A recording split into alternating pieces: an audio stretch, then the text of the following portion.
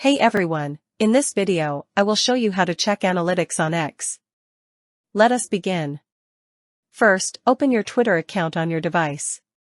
Now, you have to convert your account to a professional account. So, simply click on Edit Profile. After that, scroll down and click on the Switch to Professional option here. Next, click on Agree and Continue. Here, select any category to display on your profile. Once you have selected, then simply click on Next. After that, select the Business Account option. After that, your account will be converted into a professional account. After that, click on More, then click on Ads. After that, you will be directed to the Analytics page. Here, you can select your objective. After that, click on Analytics, and then click Account Home.